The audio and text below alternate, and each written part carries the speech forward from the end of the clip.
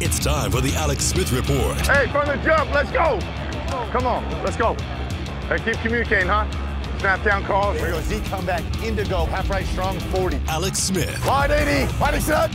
Smith under center. Tony Bergstrom takes. Play action fake.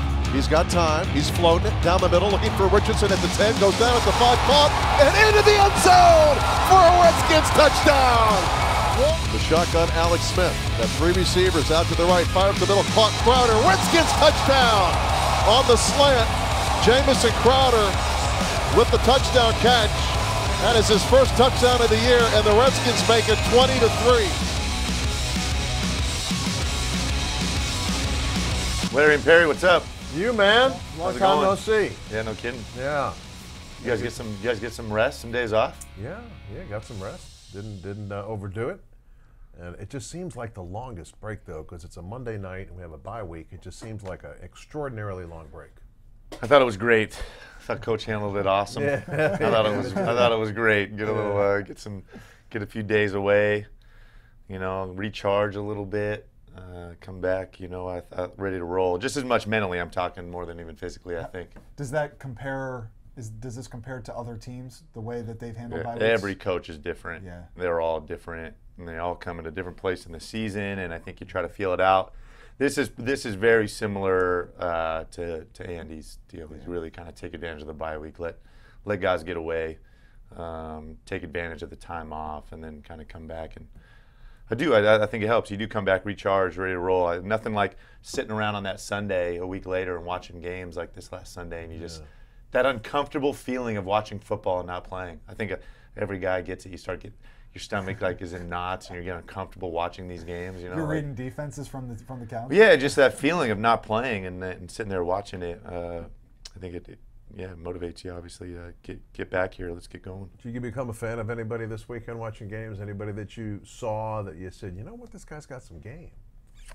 Anybody that comes to mind? I'm trying to think. I watched Saturday. I watched some college ball. There were some good games. Sunday, I watched a little bit of football off and on. Nothing crazy. What did you have in mind? I don't know. I saw a lot of bad decisions being made. Okay, by some coaches. Okay. Oh, yeah. Right. And it's shocking that a guy who went to such a high institute of higher learning, like the University of Maryland, like me, who made a bad coaching decision, head coach of the Colts. I thought that was a shocker. Is he a Maryland guy? Yeah, man. I didn't know he was a turd. No, that's a tough one. I love the aggressiveness. If you convert, you're a hero. But you're giving the other team a win. You gave them a win. And they're in your division. You gave them a division win. I just think the tiebreaker thing is so real in the NFL, and a tie is the first. I mean, to not have that extra loss is the biggest tiebreaker. That's before all else. Common opponents, conference record, all that stuff that comes down the line. That tie, that's half a win. Right. Come the end of the season, I know they're sticking to their guns there. As a player, you have to like that a little bit, though. I mean, if you're out there and the coach is willing to have the confidence in those are the big decisions. Yeah. Those are the big head coaching decisions. Same with the challenge.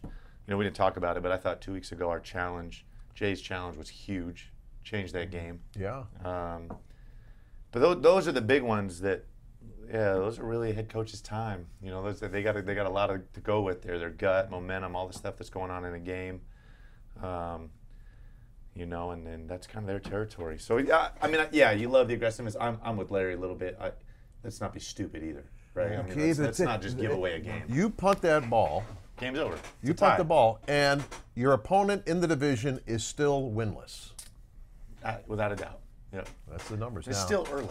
Like I said, say you get to 9 wins and all of a sudden you only have 6 losses and you got that tie and you got the tiebreaker of.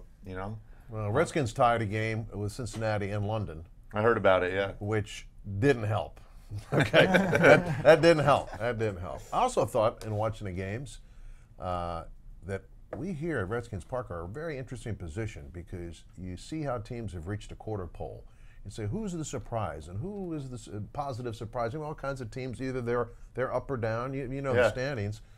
We're kind of sitting here watching it all pass by, and we're ready to go. I think it's a unique situation this early in the season to have this bye because you kind of know where you stand before getting to the quarter pole. I don't know, maybe it doesn't make any sense, but No, I got that's you. what I was thinking about. Well, I mean, that was the whole thing, is that, sat on the couch and moved into first place at the same time. Now, it's interesting to see how all the teams are shaking out. We talk about this. I mean, it's just some teams look so drastically different, right? I mean, take Buffalo, for example, walking into Minnesota and, really just controlling the game, and then they're controlled completely by Green Bay, who struggled against the Redskins. So it's like, it's a week-by-week thing with these. I think the great thing, and I think even our team, has a good feel for this, and that it was evident, is really it doesn't even matter where you are right now. Obviously, these wins all count. You got to find a way to win games. I think the biggest thing is, as you continue to march down the season, it's the teams that keep getting better. I mean, to me, the biggest one was the Patriot-Dolphin game. Yeah. The undefeated Dolphins going up there. The Patriots started off sluggish. They haven't been great. But the Patriots do this every year. I feel like they don't start off the year great. They're 2-2, but they continue to improve as the year goes on. By the end of the year, they're playing good. They've stacked some wins together. And they're becoming the team that obviously they want to be come into the year. So I think our team has a good understanding of that, though. I mean, that really, it's not about where you are right now. I don't think you can be satisfied a little bit like marching towards. Don't ever losing sight of that destination where you want to be, the team you envision yourself becoming. The only other thing I noticed in these games this weekend is just the numbers these quarterbacks are putting up. I mean, they're just like giving away these 6 touchdowns. Yeah, I mean, I know. these like Trubisky, hey, 6 touchdowns, like it's candy. Like I'm the same way. I thought the same thing. Like some of the stats that are getting put out there. I mean, like touchdowns are hard to come by sometimes, and some of these young Anything short guys. of Some of 5. these young guys, it's just like 5 touchdowns Sunday or Monday. 5 touchdowns. I'll 5. take it. I mean, Whatever. I'll take a W. I mean, to be honest, I 1 know point I know win, that's yeah. cliche, but whatever. Obviously, we want to get some more of your calls on here. Pregame, the lead-in Make it calls. nice long. Make it nice long. We're gonna need montage. some. We're gonna need some this week, I think. I was thinking about that, and just thinking about Drew Brees, and you are about 6'4", and he's about 5'11". Now, if you watch him play, how does he do it? Now, my theory is if you pressure him up the middle, which is what the Redskins are doing right now defensively, I think that is what you want to see on Monday night, because he's not going to hurt you running like this guy here can hurt you running. But how does he do it? Yeah, I mean, there's not. This is just the honest truth.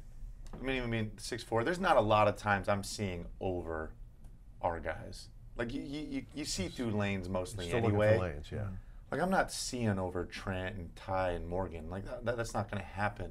Like, But he's as tall as me, Alex. I'm short. Like we He's got as tall Bergie as playing me. I mean, center you now guys are too. tall guys. Bergie's a full inch taller than me too. So I'm not seeing over these guys.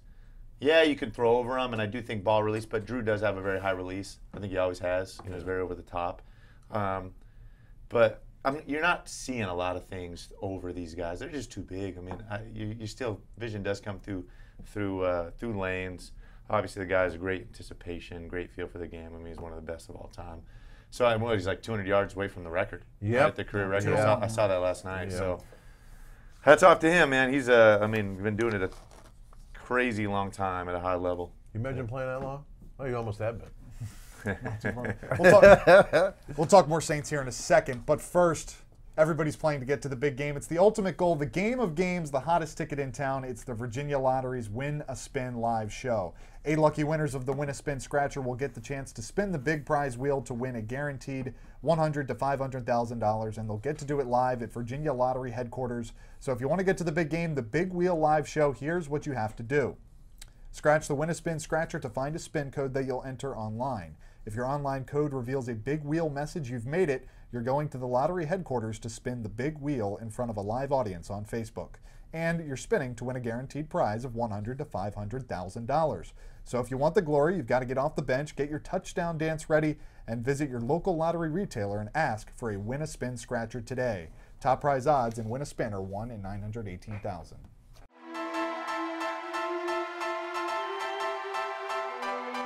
Redskins Recon with Alex Smith. We're going forward. Everybody's going to take their licks in this game. It's not easy. And I think the guys that were mentally tough, that kept getting back up, that kept going at it, finding a way, getting better, never stopped improving in all aspects. I think I've strived to do that. I think I still strive to do that. It never ends. You kind of continue the chase. Big news in the neighborhood. What's that? Rite Aid is turning into Walgreens. Is it really? Yeah, it got bought out. Which one is Rite Aid the one by Safeway? Yeah. All right. Yeah.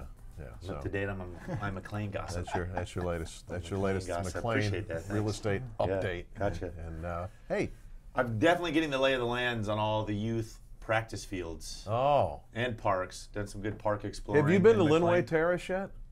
Artificial surface field. Where was Right off of Kirby Road, right behind that expensive Exxon. You know where that expensive Exxon is? There's a field right there? If you go back in that neighborhood, there's a beautiful artificial surface I'm field. like 2 minutes from there. No, ours have all been up off Lewinsville and all that. Yeah, Spring Hill Road. Yeah. That's a There's huge some cool parks complex. there. Yeah, Some cool parks around too. they take it around McLean. seriously. And that McLean soccer.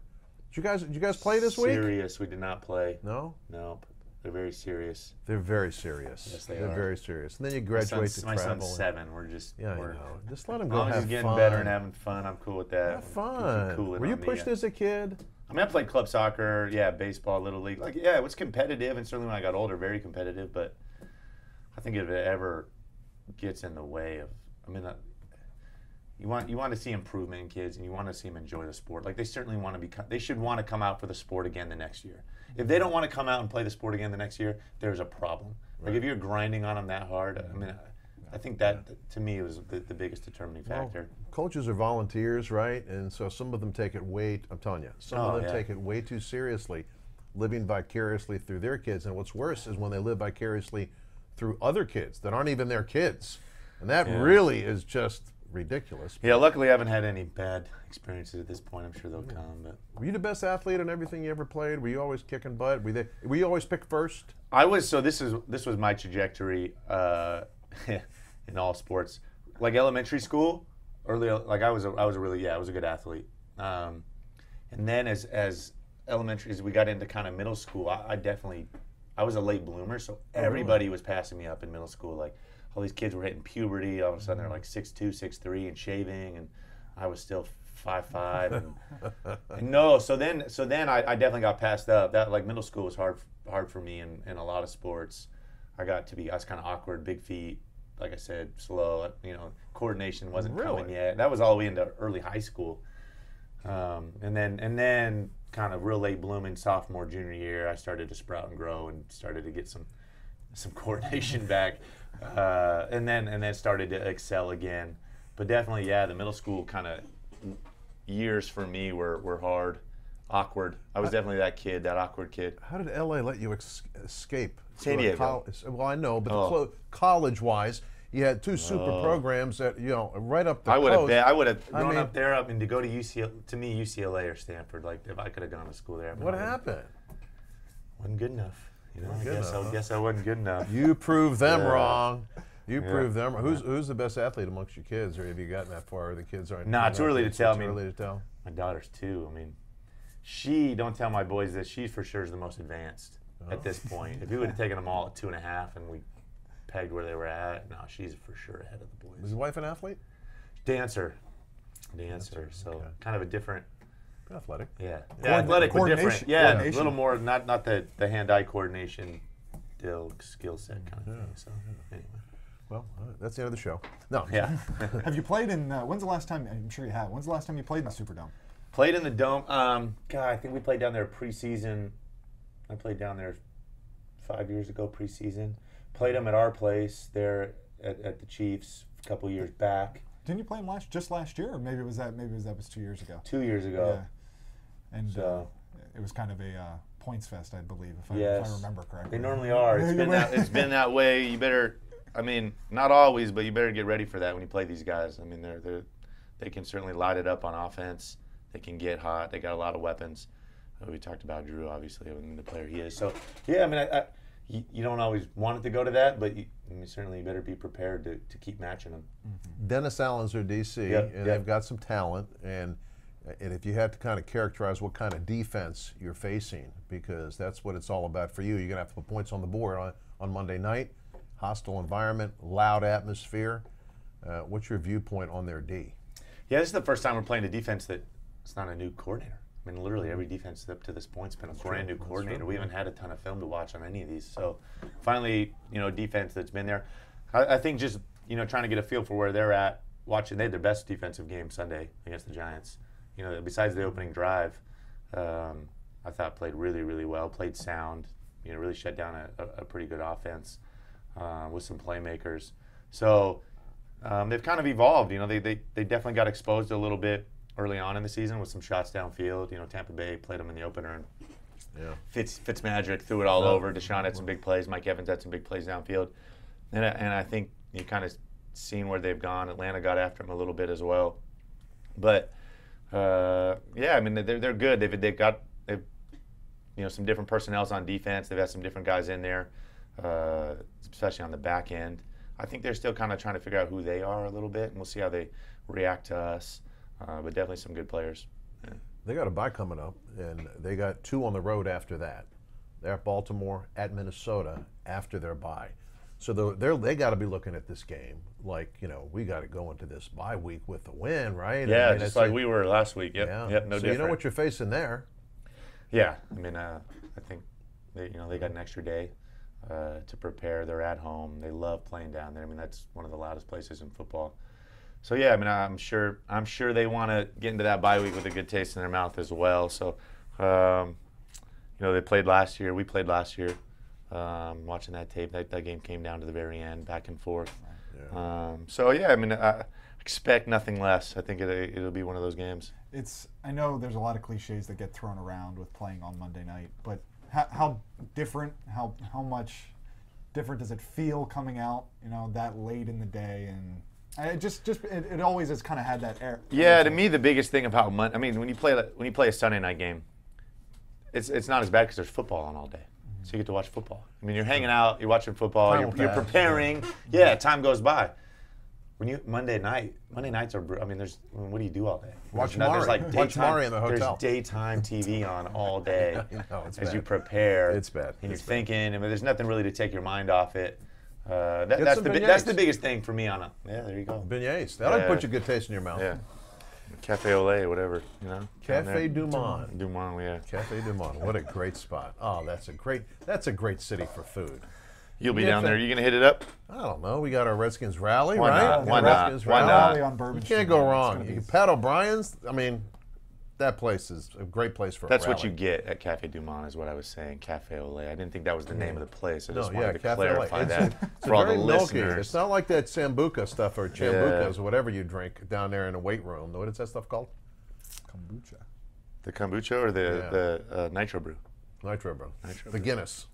Yeah. Guinness. All right. All right, let's take a second to talk about our friends at the local D.C. area Nickey Car Care Centers. Great place to get everything you need done to keep your car on the road, and it's so important to maintain your car. With 19 Nickey Car Care locations in the greater Washington, D.C. area, they can help you do that. Now through October 31st, you can get up to a $100 Visa gift card when using your Nickey credit card with a purchase of $499 or more. See all the rules and regulations on this offer at meineke.com. So don't get sidelined by car trouble this season. Sign up for Nickey Rewards to receive free towing to your nearest Nickey location, where the team of total car care experts can get your car back on the road. Save time by booking online at meineke.com. Meineke, on with life.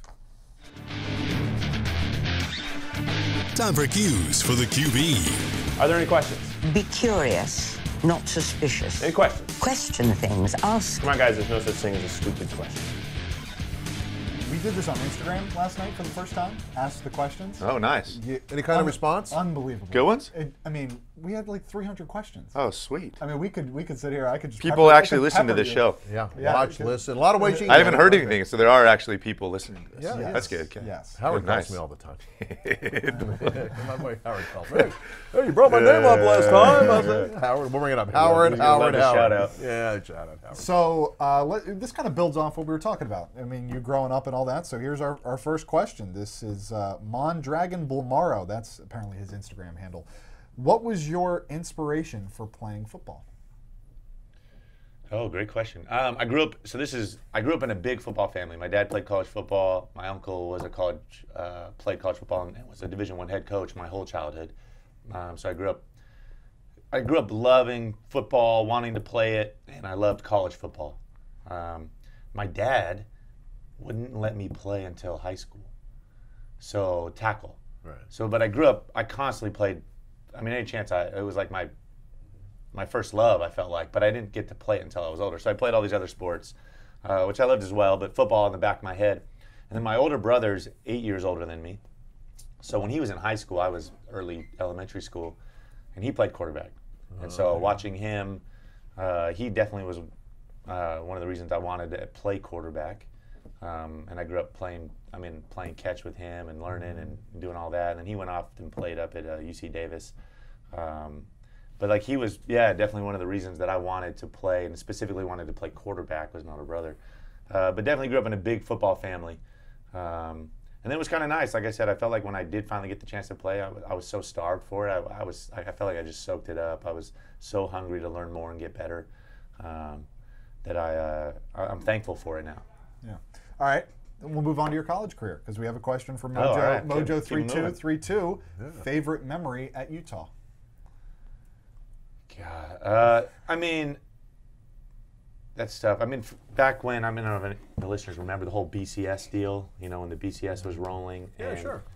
When Utah was full of a bunch of kids just like me that didn't get recruited by big schools, thought they should have, didn't get any offers, so they end up at Utah. Big chip. Everybody does, and then all of a sudden this BCS thing's there, and they're saying, hey, we were kind of that mid-major conference, the Mountain West, and you guys can't get into any of these big bowls. You guys aren't good enough.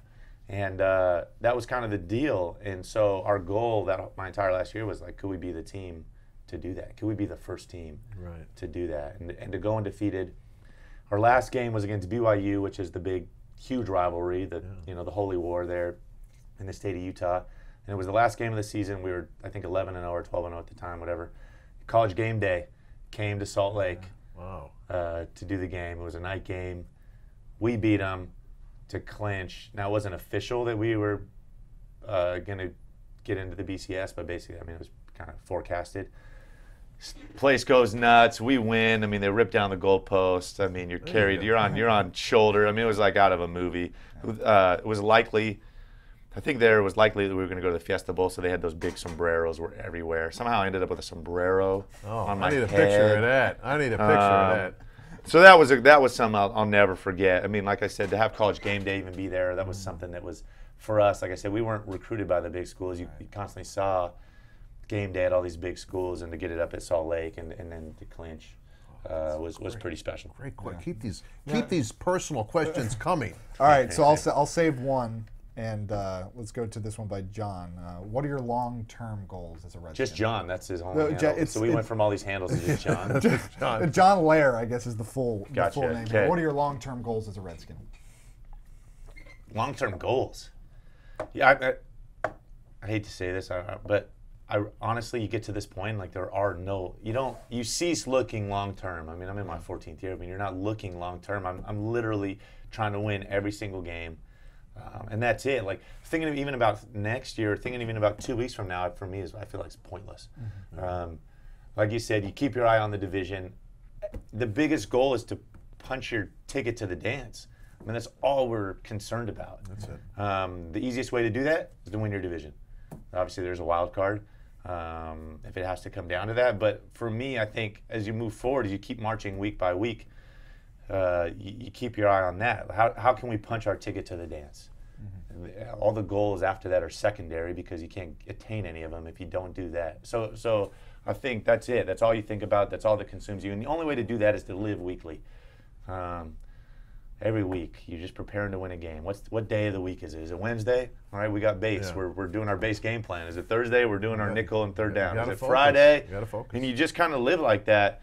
The crazy thing is, even my family, I feel like they, what day of the week is it? You can kind of just live by that. You know what time I'm going to get home based off that. So that's it. And in the end, I think if there is anything you're looking at down the road, like I said, is just to get into the playoffs. That's it. Yeah. Well, that's what you gotta So this is from Ryan Dieter, and this is one I was actually somewhat interested in. And again, he was fantastic again last night. Are you proud of how Pat Mahomes has been playing? Yeah, proud. I don't know if proud is the right word. I feel like it's been fun to watch. He is such a unique player. And I think it's been so cool to watch not only him, but a lot of these younger guys that come in with special talent that I really do feel like 10, 15 years ago would have been pigeonholed into playing in a quote-unquote pro-style offense. Right. Hey, can you play with a fullback? And not that they can't, but they can do more. And and I felt like if they'd have come into the league 10, 15 years ago, they would have been pigeonholed into this deal. So it's been really fun to watch. Pat's a guy with unique skill set, and so it's fun to watch them light it up. And certainly to spend a year with him, he's honestly a great kid. He's a great teammate. Can you throw left-handed? It doesn't surprise me, none of that. To watch all that. Now he would do it on the practice field, and it's one thing to do it against, scout team, and you're going, and there's zero consequences. If you do it, there's zero consequences. But it's fun to watch sometimes. Yeah, the guys will go around and make plays and to do some of the stuff like that. Certainly have a ton of friends still on that team. All those guys on offense. To watch Tyreek and Kelsey, Kareem. Those guys are awesome dudes. To see them out there making plays is fun to watch. So Andy obviously is, a coach that changed my trajectory forever. Do I'd be lying if I said I didn't follow him. But yeah, it's fun to watch. They're lighting the world up right now these first 4 weeks. So it definitely, obviously, keep an eye from afar as the season goes on, how it goes. Final word after a final break. The 11th hour is coming up. Are uninvited pests ruining your plans? Let PMSI, the pest control partner of the Washington Redskins, handle it for you. Call today for your free inspection, and they'll work around your schedule to provide you the best solution possible to defend your home territory against pests of all kinds, including mold. Visit mypmsi.com for the game plan to control the pests on your home turf. That's mypmsi.com.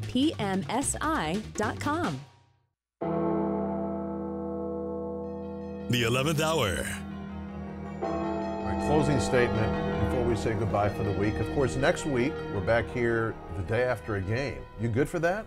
Yeah, you kidding? Should be a short week. Everything, got to get it in. Got to make it work. We'll get it done. Yeah. We taking our beads down to New Orleans? Yeah, sure. Beads and beignets. Beads and beignets. Yeah, final thoughts. God, just get back on track, right? Right where we left off, I think. And sometimes every team handles bye weeks differently, and coming back, and we had some great time off, and see if we can jump right back into it. And a really, really good football team at their place, one of the hardest places to play. Yeah. So it'd be a great test for us. See where we're at, I think. So I'm excited for it. They're, like I said, a really good football team at home. They love playing down there, and see if we can't get right back into the swing of things coming off a few days off. All right, man, go get them. Yeah, appreciate it. Thanks, guys. A Redskins 365 update for this Tuesday, October 2nd. Redskins back in practice tomorrow.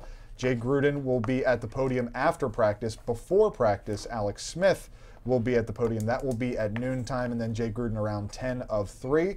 You can check out more from this podcast on redskins.com, and also the Alex Smith Report, which will come up later today. Both podcasts will be posted this afternoon, and then make sure to check out 26 Minutes with CP coming out tomorrow.